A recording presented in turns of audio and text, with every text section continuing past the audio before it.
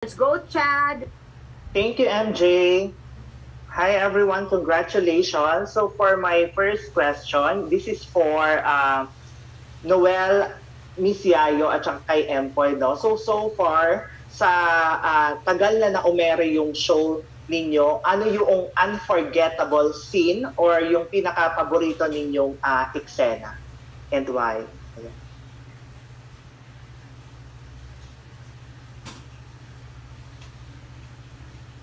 Janelle, ikaw na. Mauna. Kayo na po yun, nag-on mic. Go, Miss Yayo, take the wheel. Ikaw na. Okay.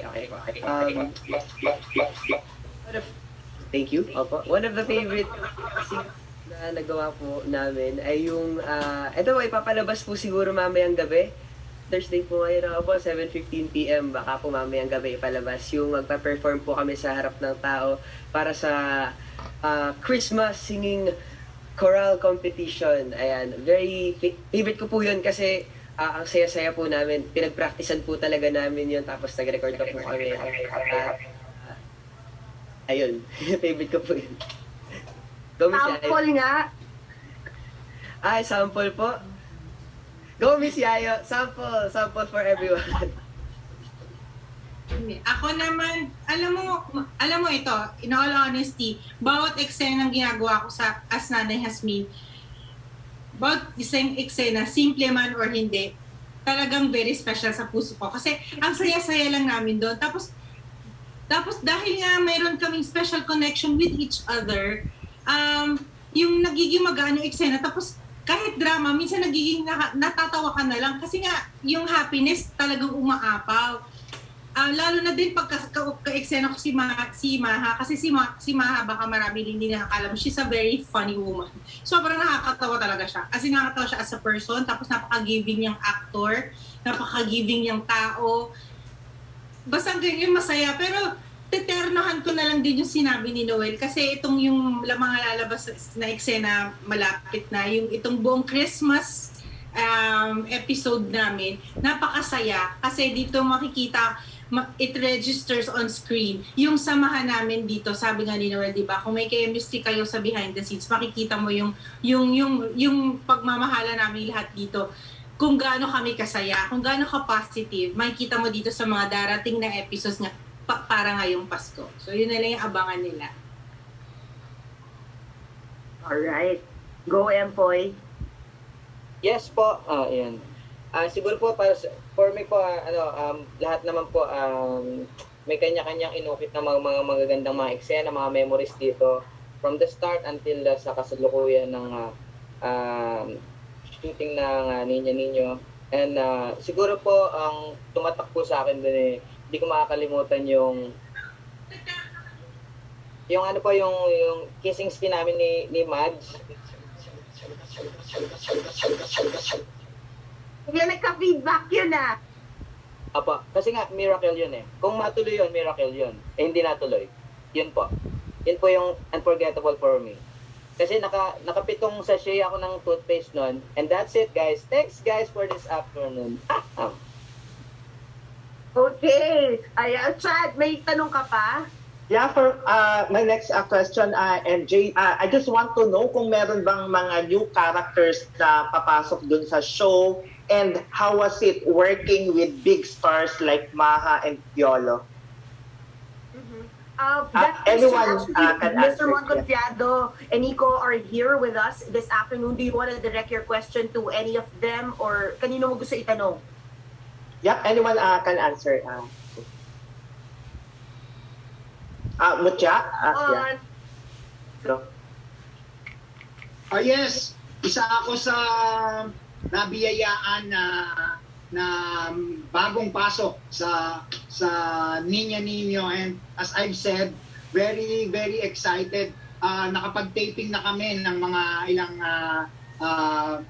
episodes. Kumbaga, ayokong ikwento kasi very very mysterious talaga yung pagpasok ko, hindi lang ako namin, including Nico at Miss Matet. So talagang mag-iiba ang kumbaga ang vibes ng Niña Niño ng Santa Ines dito sa pagpasok naming lahat. Ayun.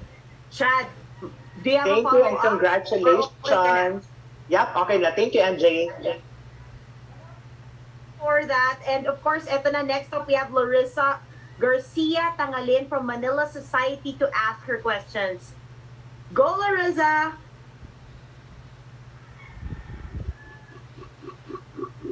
All right, Larissa's coming in. Go, Larissa!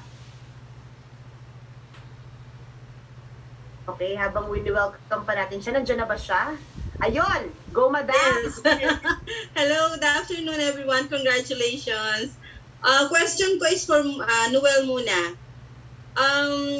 Sobra kasing naging busy nung bata ever since parang multi-talented na siya and all. So, ang gusto lang malaman is if meron siyang gustong, parang meron ka bang dream vacation? If you were given like 3 days, ano yung gusto mong gawin?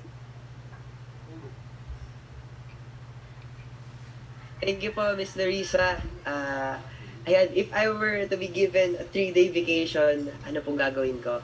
Magre-relax po. At saka, kasi nasa Boracay na rin naman sina Kuya Rowie ngayon, why not pumunta po ng Boracay? Ayun po.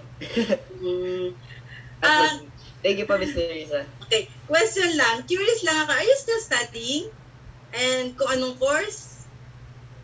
Yes po, I am a grade 11 student po sa OB Montessori Center. Actually, last day of classes po namin kanina for this year, para matutuloy po next year ulit.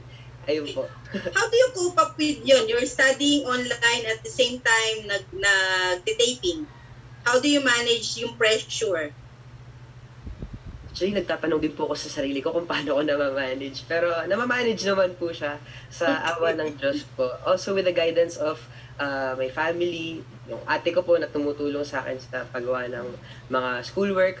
Sa mga teachers ko rin po na very understanding sa akin kapag nagpapaalam po sa kanila na kailangan ko mag-absent for 1 week or kailangan kong hindi maka-attend ng quiz. Ang ginagawa na lang po is sineset ko sa ibang date yung mga exam, ganyan, para po i-take ko po sila ng ganong oras at ganong panahon po. Okay, thank you. Si Mutia naman. Hi, Mutia!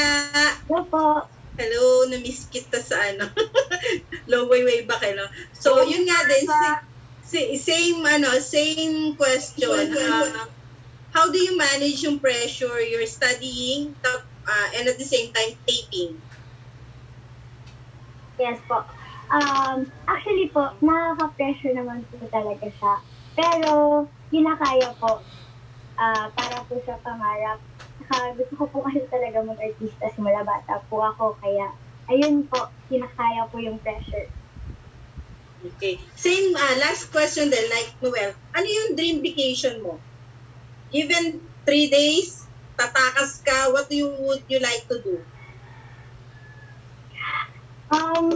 Actually po, gusto ko po sana mag-Korea or Boracay din po. Yun po, and gusto ko po talaga mag-enjoy po, mag-relax, ganyan. Kasi po, Korea po, gusto ko po mag-Korea kasi K-pop fancy talaga ako. And sa Boracay naman po, gusto ko po mag-try mag-paragliding and mag-surf, ganun po.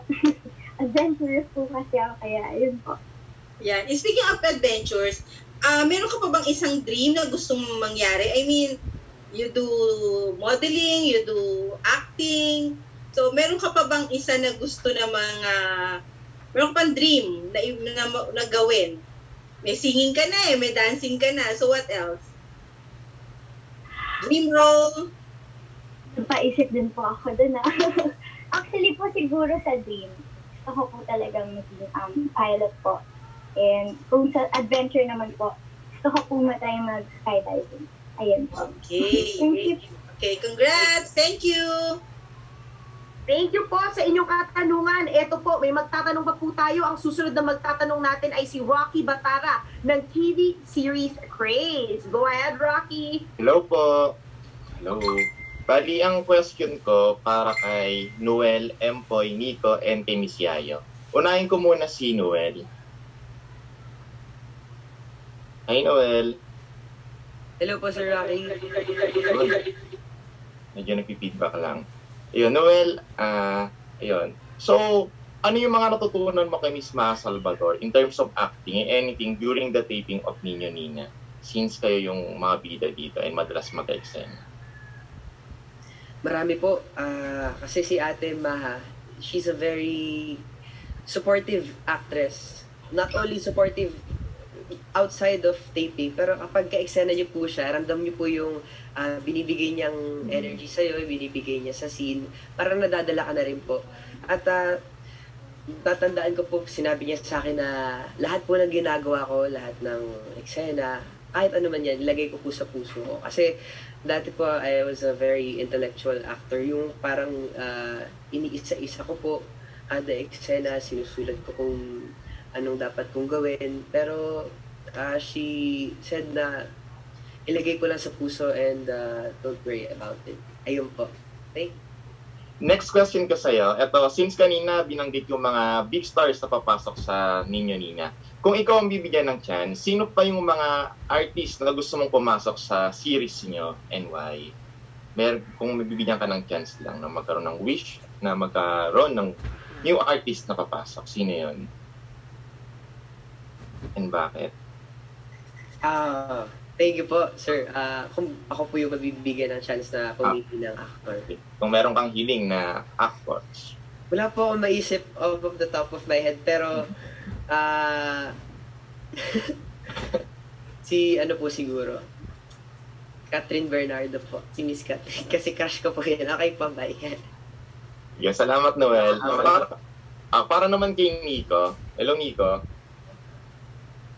Hello po, good afternoon. Hello. Nico, paano ka napili to be the new cast and can you give us a hint sa character mo dito sa Niño Niña? Since yung mga napanood ko sa inyo mga characters mo before, like yung sa mga previous series mo is medyo wacky and cool. Dito, can you give us a hint ba ng character mo? Yes po, nag-meeting po ang Signal TV5 at ang buong production. Naghahanap po sila ng gwapong artista na may pagkadak. So, hindi na po sila nahirapan na nakita nila sa Instagram. So, sobrang nagpapasalamat po ako. No? So, totoo lang po, natakot akong tanggapin ito kasi yung Niño, sabi nila ay drama. So, ang una kong tanong sa manager ko, kailangan bang umiyak? Kasi hindi po ako marunong umiyak talaga sa mga projects. So, napipressure ako dahil napapanood ko rin ng Niño. Madalas umiyak sila Maha at Noel. So, sabi nila sa akin, huwag kang mag-alala sa 3 months mo dito sa isang season, hindi ka iiyak. Tuwa ako. Kaya yun yung kulo ko. At yung character ko dito nagagampanan, yung magiging support ako ni Noel, at ako yung isang lalaking gwapong ko sa sarili at feeling macho. So yun yung kulo ko. At syempre, hindi naman malalayo na funny side ako ng storya, pampalight. Yun. Dagdag ako sa light ng story ng Niño Niña. Follow up ka lang kanina, nabanggit mo yung IG mo. So curious lang kami sa mga IG posts mo. Medyo naughty siya or double meaning. Can you share us the story behind it? Bakit ganun yung way mo ng pagpo-post sa IG? Ganun po kasi talaga akong tao. So noon, takot ako mag-post dahil nasa hashtag ako. Dapat, ano ba sabihin? Basta dapat clean yung dating, yung respect. Dahil sabi ko, ayoko na. Gusto ko nang ilabas kung sino ako. Ayan, gusto niya. Ayan. Kaya kung ano ako sa social media, ganun din po ako sa social media. Thank you, Nico. And second to the last question ko kay Miss Yayo Aguila naman. Hi po, Miss Yayo. Hi! Merry Christmas! So po, Merry Christmas, Miss Yayo. Question ko po sa'yo, since isa po kayo sa mga veteran actresses dito po sa Niño Niña, ano po yung mga advice nyo sa mga bagong artists? Hindi lang po dito sa co-stars nyo, maybe sa mga bagong artista din. Alam mo, madalang ganyan.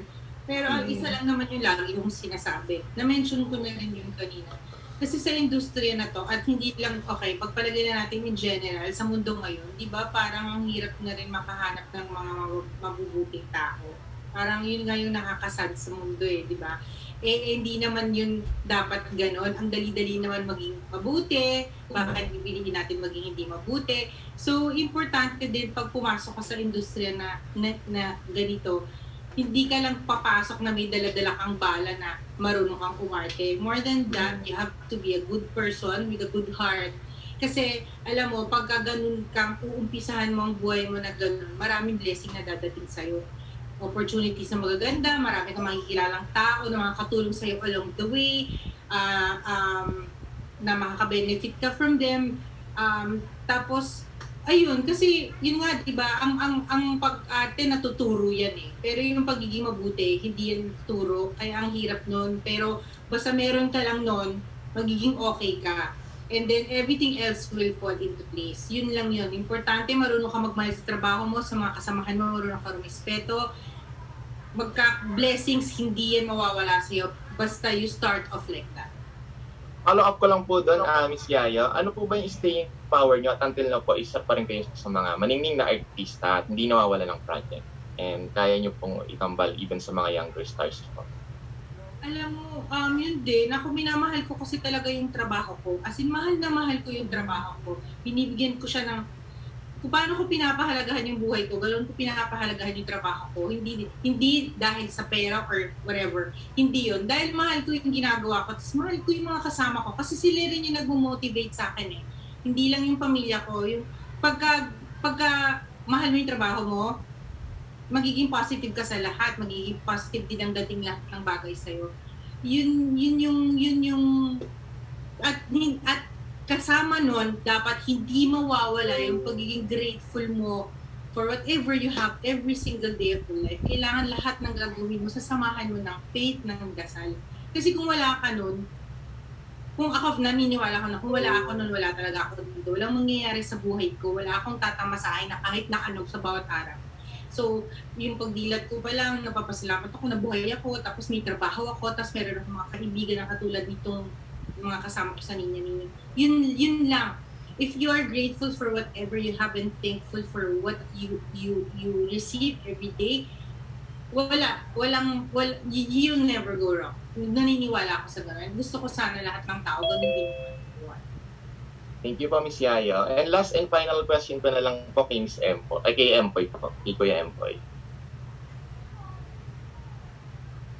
Hello po.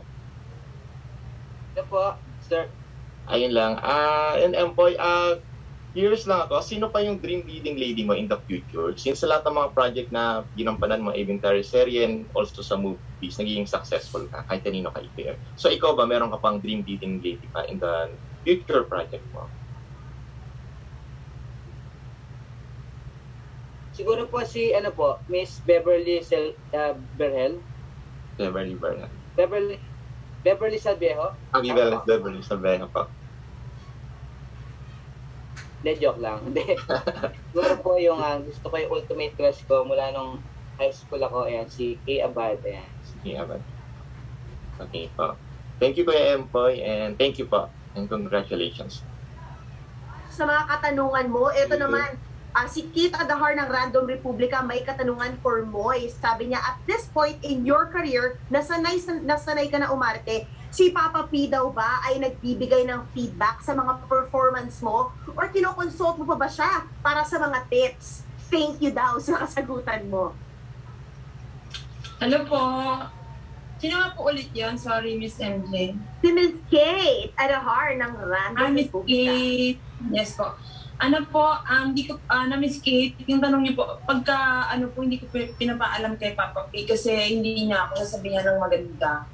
Lahat po ang sasabihin niya sa akin, parang hindi magaganda. Kaya po ako nakarating ngayon dito sa TV5 na kasama sa Ninya Ninyo kasi yun po yung pinanguhugutan. Kasi pag sinabihan niyo ako ng maganda, kontento na ako. So, kaya pag kunyari, kung nagkikita kami, lagi niya sinasabi sa akin, ano ba yan, ang taba mo? Wala siyang sinabing maganda talaga sa akin.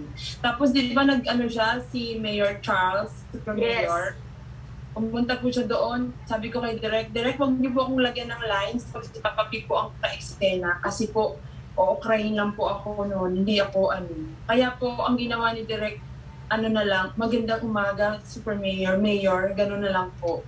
Kasi paghahabaan yung tapos may drama, may actingan, wala. Sabi niya sa akin, ayusin mo to, tol! Mga ganun sa akin. Kaya yung brutal. Oo, kaya ako nakarating dito na malapit na akong i-partner ni Empoy. Wow, feeling. Ano po, dahil sa mga ganun niya, karin yung brutal. Pero yun, ginagalingan ko na lang po kasi para pag nasabihan niya na ako maganda, ibig sabihin na sa tuktok na ako nun. Sikat na ako. Sinabihan niya ako ng magandang words. Ano ba? Yun, Arrive ka na. Kailangan sabihan ka na niya ng magagandang words. Trust. O, diba? Pero ito, yung susunod na katanungan natin from Robert Requentina of Manila Bulletin, specifically for Giselle, Mon, and Empoy, and Noel, ano raw yung mga himala ng Pasko na gusto nyo naman daw makuha ngayong taon na ito? Let's start with Miss Giselle. Yan, diba? Nandito with us this afternoon. Go, Miss Giselle. Did you get the question? Yes, I did. Okay, go. Can you repeat it? Again. Okay, so alam ko na kay Boss Bobby. Ayan. So, sabi ni Robert, sabi niya, anong himala raw ng Pasko ang gusto mong makuha ngayong taon na ito? Himala ng Pasko. Unang-una, Merry Christmas, Bobby Requentina, my beautiful editor of Manila Bulletin. Ayan.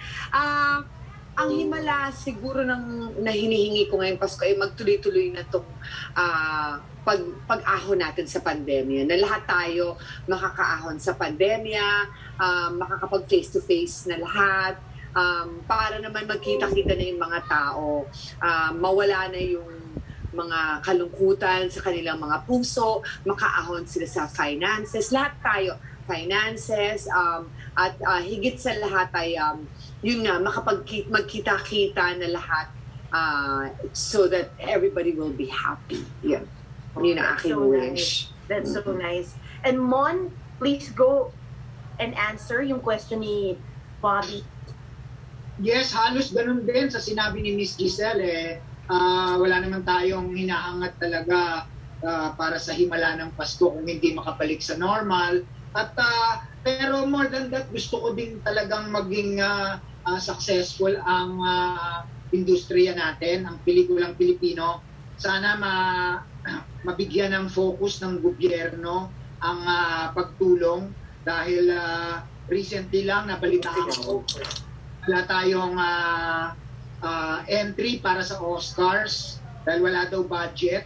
So sana medyo mabigyan ng pansin ang industriyang ito dahil naniniwala ako na malaking promotion para sa bansa natin. Napakalayo na ng narating ng ibang mga bansa para sa filmmaking. Sana ngayong Pasko at sa darating na mga bagong taon masuportahan. Amen to that. Thank you for pointing that out. Napakahalagang mabigyan niya ng pansin talaga. Pero ito naman, Empoy, ikaw, ano na naman daw yung himala na gusto mong makamit ngayong Kapaskuhan?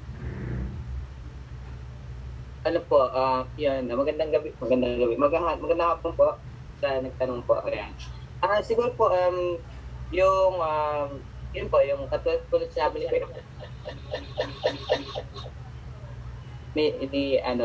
Miss Giselle na continuous po, magtuloy-tuloy na po yung mawala po yung pandemic.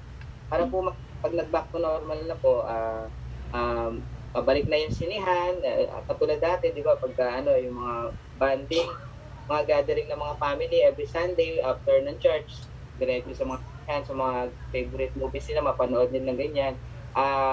Yung mga concert, yung ganyan, may mga gigs ng mga banda sa buong Pilipinas, buong mundo, actually, ganyan. Actually, yun naman po yung talaga yung sa pinaka-hope natin, nagpa-dream natin.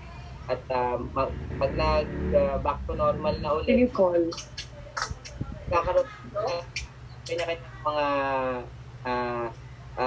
trabaho, yung mga nawalan ng trabaho, yung mga na-depress, nagkaroon ng anxiety, ayan, pag-back to normal na po, magiging okay na po ang lahat. Kaya po, we still continue pray po sa panahon po na to. Yan po. Ayan. And Noel? Yun, I agree po sa sinabi nilang lahat, especially with Ate G's sentiments tungkol sa pandemic. Sana po talaga tuloy na pong mawala po ito para bumalik tayo sa normal natin. At sana rin po ay hindi po tumigil na magpasaya kami at magbigay ng pag-asa sa mga tao at magkaroon pa po ng season 46 ang Ninya Ninyo. Opo. Claim it! Po, pero more than season 4, season 5, season 6 at marami pa po. Sana po magtuloy-tuloy na po ito at para mas marami po kami tao na mapasaya at nabigyan ng pag-asa. Thank you. Alright. Ito ang susunod na katanungan natin from Tito Roldan Castro, Abante. Para to kay Junaika, kay Welwel,